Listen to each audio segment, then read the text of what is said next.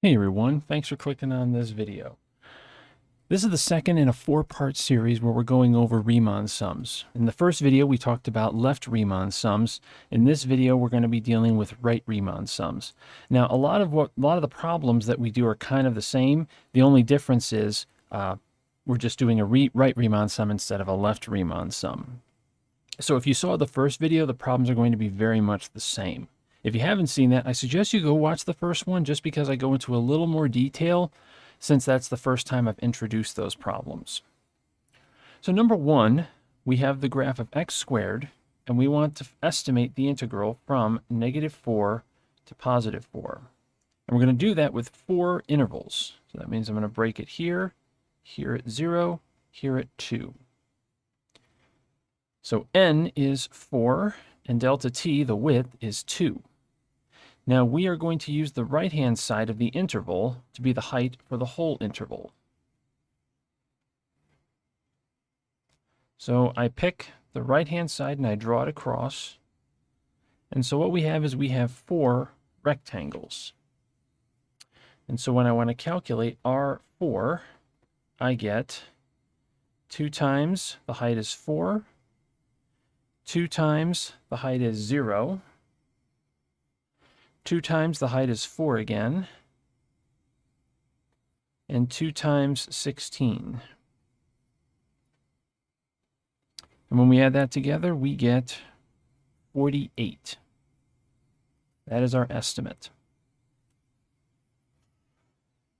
Number 2, we have the graph of x squared. Again, we want to estimate the integral from -4 to +4. And so we want to use a right Riemann sum with 2 subintervals. So we have -4 to 0 and 0 to 4. So the n equals 2, delta t is 4. We're going to use a right Riemann sum. So for this interval, we're going to use the right-hand side. So that ends up being 0. And this one, it uses the right side, which is a height of 16.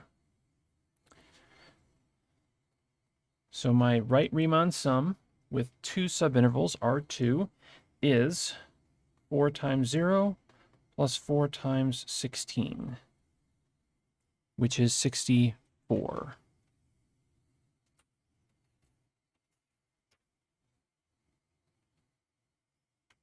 For number 3, here we want to estimate the integral from -3 to +1 with 2 subintervals. So n is 2, delta t is 2. And so if I use the right side here, that's going to be 1. If I use the right side here, that's going to be 1. So that's 2 times 1 plus 2 times 1. So this Riemann approximation is 4.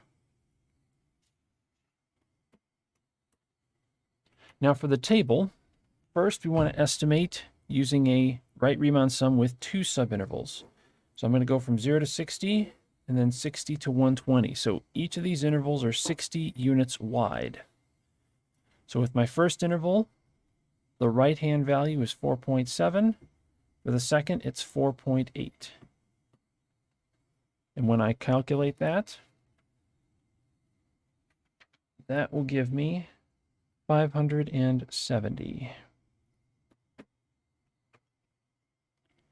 For part B, we're going to use 3 subintervals. So I go 0 to 40, 40 to 80, 80 to 120. So those have a width of 40. So with the first one, it's 4. The second one is 5.1. The third one is 4.8. And when we multiply that together, we get 556. And then finally, we use 6 subintervals. So we're going to use each one individually. 0 to 20, 20 to 40, 40 to 60, 60 to 80, 80 to 100, 100 to 120. So they're going to have a width of 20. And we're going to take the right-hand values of each of these 6 intervals. 2.8 plus 4 plus 4.7 plus 5.1 plus 5.2 plus 4.8. And when we combine all that, we get 532. Thanks for watching. Don't forget we have 2 more videos, midpoint and trapezoid, coming up next, so stay tuned for those. If this video helped, give it a like. If you want to see more videos from this channel, go click that subscribe button. Thanks for watching, and remember, the best way to understand something is to do it.